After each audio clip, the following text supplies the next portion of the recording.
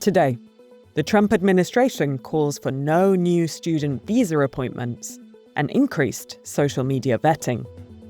Germany threatens steps against Israel as its tone shifts over Gaza. And King Charles expresses his love for a strong and free Canada. It's Wednesday, May 28th. This is Reuters World News, bringing you everything you need to know from the front lines in 10 minutes every weekday. I'm Tara Oakes in Liverpool.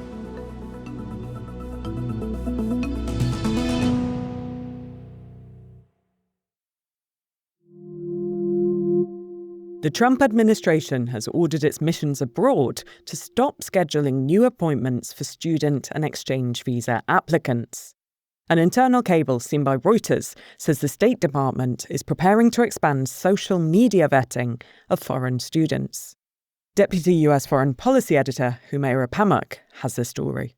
They're saying if you already have a visa appointment, that's fine, that can go ahead, but do not make any new visa appointments. We do not want any new interviews because we're going to give you a new set of guidelines and rules on how to vet these students.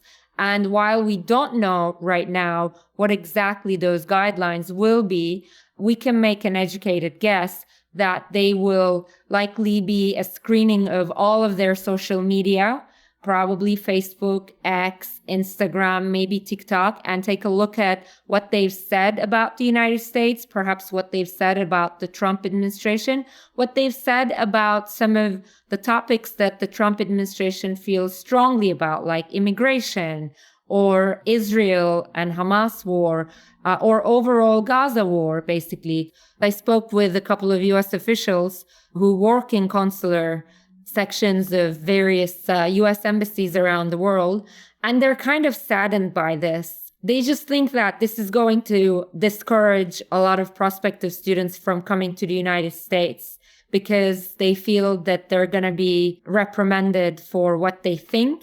And that was one major point that the State Department officials have made, that this would probably discourage a lot of students and drive them away to destinations like UK, Canada, and Europe, where there are also equally good schools.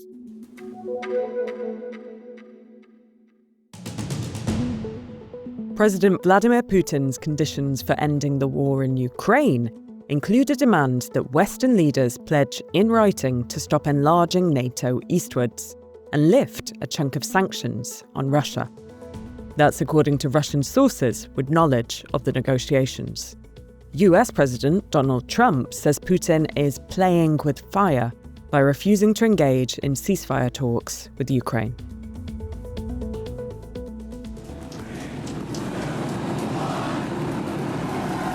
The latest launch of SpaceX's Starship from Texas. The 9th test flight ended with the craft spinning out of control about halfway through, without achieving some of its most important goals. But CEO Elon Musk posted on social media lots of good data to review.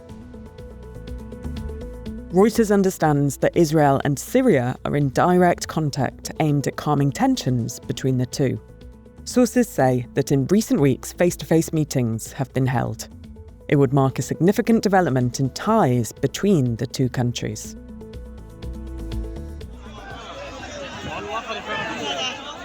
Large crowds rushing to receive aid packages in the southern Gazan city of Rafah. Thousands of desperate Palestinians descended on the site, operated by a foundation backed by the United States and Israel. Dozens were injured in the rush to get food, according to the UN Human Rights Office.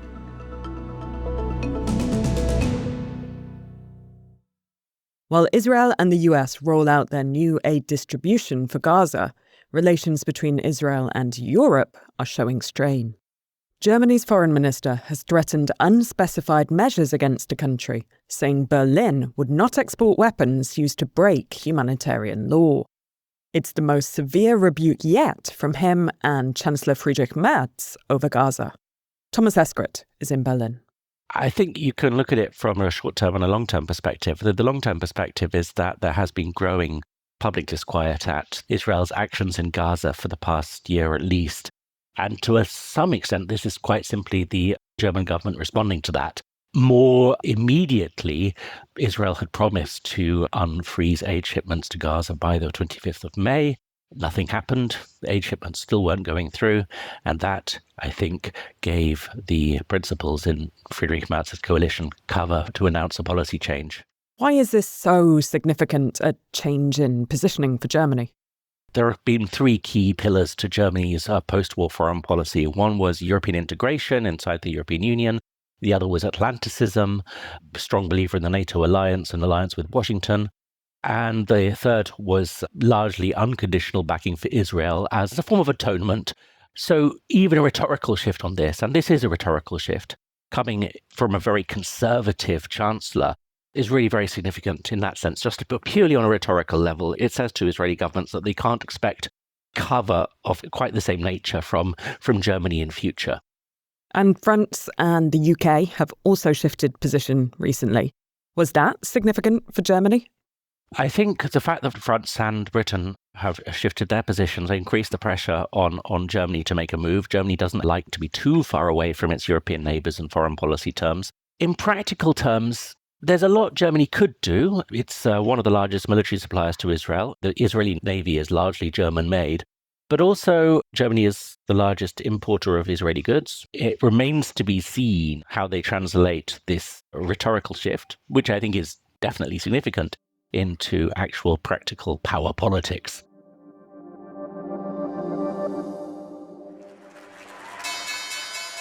Markets now, and the big event today will be Nvidia earnings results. Company watchers are expecting the chip giant to report a 66% surge in first quarter revenue to over $43 billion. But traders will also be monitoring how much US technology curbs on China will cost the AI bellwether. Uncertainty surrounding its China business looms large, even as a pullback in other regulations is set to open up new markets. Keep across Reuters.com and the Reuters app for the earnings latest.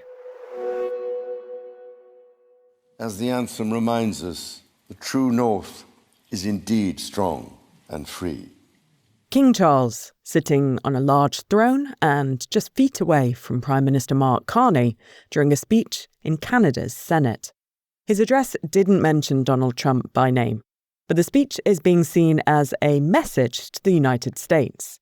David Youngren was watching. It's only the second time in almost 70 years that the British monarch, who of course is the Canadian monarch, has come to formally open Parliament in Canada. The monarch doesn't come at all unless specifically invited. So in the context of the threats being made against Canada by the US administration, Prime Minister Carney decided to invite the King over to read what is basically a formulaic speech, but one which sends a very powerful signal. I'm the King, I love Canada, Canada is going to stay strong and free. And what's also interesting is that King Charles is not a well man. He's 74, he's being treated for prostate cancer, and that, I think, shows commitment on his part, because Prime Minister Carney asked him to come, and he came. And to be clear, not only did the King not mention Trump by name, but he also didn't address the US president's comments about Canada directly, right? Some had speculated that the government might want to send a fairly blunt message to Trump, but at a time when the US president is very much wrapped up in other huge battles, both at home and around the world, I think it's clear the Canadians decided just to keep as quiet as they could. Now, whether the United States actually picks up on that message is, of course, another thing altogether.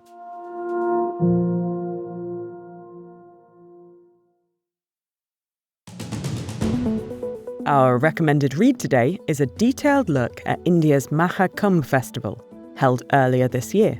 You can explore the extraordinary images and see the sheer scale of the event, which attracts millions of devotees. Take a look by following the link in the pod description. For more on any of the stories from today, check out Reuters.com or the Reuters app. Don't forget to follow us on your favourite podcast player, and we'll be back tomorrow with our daily headline show.